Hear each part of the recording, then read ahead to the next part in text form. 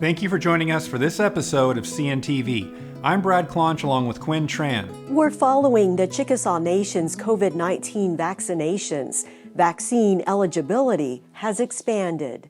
The demand is still high, and that's what we want to see. We want to keep that demand high. We want to keep reaching new populations, and so that's why we're constantly expanding our priority groups. The Chickasaw Nation's drive-through COVID-19 testing sites are where shots are given. The sites are located at the Chickasaw Nation Medical Center in Ada and health clinics in Ardmore, Purcell, and Tishomingo. Healthcare officials encourage those who have recently had COVID-19 to get the vaccine as soon as they recover. There is no 90-day wait period unless the person received treatment for COVID-19 with monoclonal antibodies or convalescent plasma. Vaccines are available by appointment only. Go online at the web address on your screen. The Chickasaw Nation COVID-19 Vaccine Call Center is also available Monday through Friday, 8 a.m. to 3 p.m. The Vaccine Call Center can assist senior citizens and those without internet access. Elders are a priority to get vaccinated. At age 101, Miss Regina Sells received her COVID-19 vaccine in mid-January at the Ardmore Clinic. We are approaching the one-year mark in the fight against COVID-19. Over this time, we've met Chickasaw citizens who have shared their story of recovery. One of them is Kinsha Walker, a Chickasaw citizen and nurse from Louisiana. Working on the front lines, she contracted COVID-19 in the early days of the pandemic. After recovering from the illness, she felt a calling to help COVID patients beyond her home state. Here's more from our recent virtual visit. Kinsha, we first met you and spoke with you late spring, early summer of 2020. How are you doing today?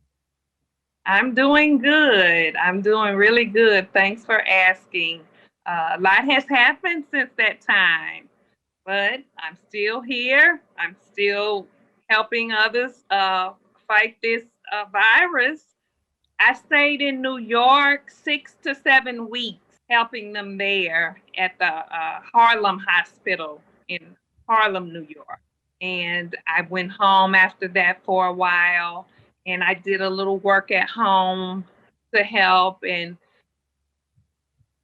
it's almost like my phone is ringing constantly with everyone just needing assistance wherever we can pitch in to help, to come and help them. There is a tremendous need for nurses right now. One of the agencies that I had helped in New York that needed assistance in Texas. So I went to Tyler in July. Tyler, Texas. Tyler, Texas in July. As a matter of fact, it was the 4th of July. And they needed help right away. We stayed until the beginning of November. And so now, I went home for a while, was able to spend some time with my family during the holidays.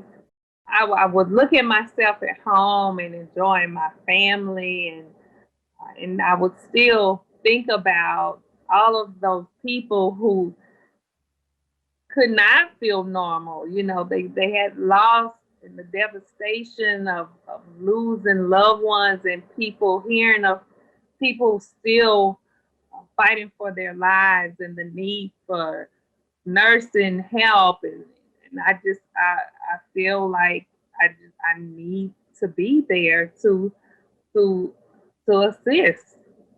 I feel like that's where I need, I need to be where I can help. From Tyler, Texas, Kinsha went on to help in Lubbock, Texas. We'll continue our conversation with her in the next episode. Kinsha will tell us about helping an Oklahoma patient hospitalized in Texas connect with loved ones. That story next time on CNTV. Over the next several months, we salute Chickasaw Nation healthcare heroes by sharing a series of interviews with people serving on the front lines and those supporting the medical team. They reflect on this pandemic, the hard work, the heartache, and the hope. Today, meet Chickasaw citizen Rachael Collins. She has made sacrifices to serve as a surge nurse. I was very thankful to be a part of the selected group to surge to the medical center. It was that moment of feeling like it was my time, my turn to serve my community and serve my people. And I have little ones at home, and I didn't want to have to worry about constantly wondering what if I was taking, the virus home to them. Thankfully, I was fortunate enough to have the option of my mom having a vacant home. And so the weekend before my first shift at the medical center, I packed up my things and moved out. And I've been out there since mid-November.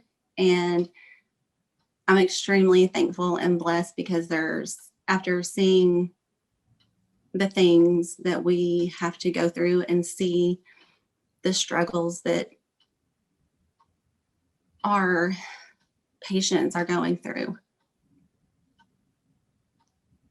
I don't want to risk ever being the one that takes that home to my family. It was a very tough conversation to sit my little ones down and explain to them that, that their mom was going to have to go take care of these really sick people. That was very hard for them to understand. Thankfully, FaceTime has been our best friend. Those conversations when they call and they go on and on about how they miss their mama. Those are some of the hardest ones. But I always tell them that this is temporary. For me, this is temporary. For our family, this is temporary. For some of these other people that are losing loved ones, it's not temporary for them. And right now, I'm doing what I have to do to help our community. And as a mother, I try to, it's my job, it's my part to raise them to be the good in the world, to be better, to make our world a better place. I have amazing coworkers. They took one of my nursing pictures and made it into a little stuffed pillow. And they sent me 3 little voice box and asked me to make a message for each child. I can still picture handing one of them to my son and telling him, hey, when I leave and when I have to go take care of these really sick people, I don't want you to think one day that I don't miss you or I don't love you. And these really amazing people made this for you. And he pushed the button and my message went off. And I remember him just tears running down his face and how thankful he was to have that. We thank her and the healthcare heroes for taking care of patients at the Chickasaw Nation Medical Center. Rachael served as a surge nurse for about 90 days. We know that she's now back at home with her family, but says if called to help again, she would do it. In other news, the Chickasaw Nation is accepting nominations for the 2021 Dynamic Woman of the Year Award. The nomination application is available online at the web address on your screen. Chickasaw women selected for the honor have inspired and paved opportunities and possibilities for others. March 14th is the deadline to submit nominations. March is Women's History Month. It's a time to recognize the contributions and impact women have made to our communities. Chickasaw citizen Dr. Suzanne Van Kooten has used her curiosity of science to blaze a trail for more women in her field. Dr. Van Kooten, you are the hydrologist in charge of the National Weather Service's Lower Mississippi River Forecast Center. What a unique role. Tell us about it. Well, we forecast for over 220,000 square miles across the southeastern United States, and that includes the homelands of the Chickasaw Nation. So what we do is we are looking at all of the rainfall that's falling in that 220,000 square mile area, and then also what's coming down the Mississippi River. So every little drop of water that falls in the Missouri or up in Minnesota or in Ohio and makes its way down to the Gulf of Mexico, we forecast that at my office. So that water takes about 40 days from the point of origin to get down to the New Orleans area and eventually to the Gulf of Mexico. So to do that, we look at rainfall patterns that have occurred and are going to occur. So we use our meteorology skills for that. Then we use our civil engineering skills in order to figure out how is that going to go down a channel? Basically, how is that going to go down like a street gutter? And how long is it going to take us and how much water do we have? So then we have that. But we have to be able to communicate that information. We have to be able to paint you a picture. We have to be able to tell you in words so that you can take the right action. Our CNTV viewers and our staff met you for the first time about a decade ago. You were the first hydrologist, female hydrologist that I had ever met. What got you interested in this field? I think it's the public service. I don't think I know that using science for good in order to help people. How do we encourage more girls and Native youth to study STEM fields? Well, that's a great question because we do a lot with the Chickasaw Nation. I think we've basically eliminated a lot of the barriers. The University of Oklahoma, when I was there, again, this is the mid 80s, so I'm probably dating myself, but there were very few women in engineering, very few women in electrical engineering, which is what I started out in. When I got over to the meteorology department, there were actually more women. There were actually 3 in my undergrad class, four. And then we also had some women who were teaching assistants.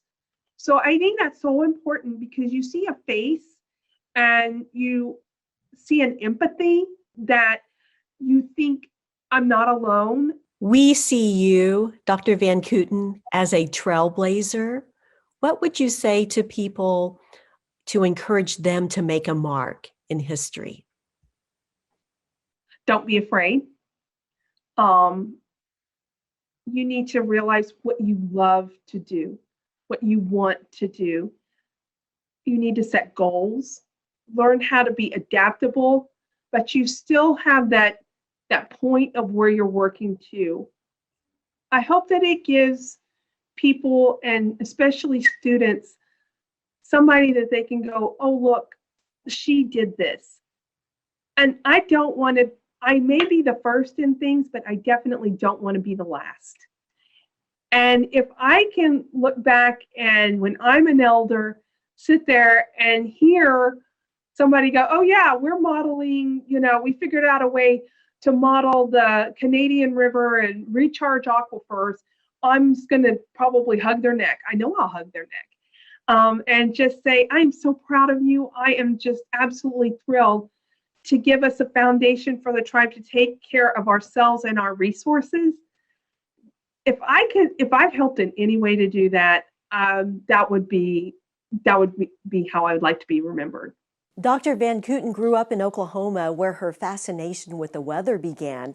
One of her best traits is she always makes time for others, especially young people, nurturing their interest in the sciences. During Women's History Month, visit the tribe's website and social media outlets for more interviews with Chickasaw women and learn about their achievements. We're now seeing much warmer weather after several days of single-digit temperatures last month. The Ada area received 10 to 12 inches of snow from the winter storms in February. Snow hampered travel and closed schools and businesses. During inclement weather, tune into KCNP Chickasaw Community Radio for the latest on the forecast, road conditions, and closures. We're so glad you spent time with us here on CNTV. Thanks for watching. We'll see you next time.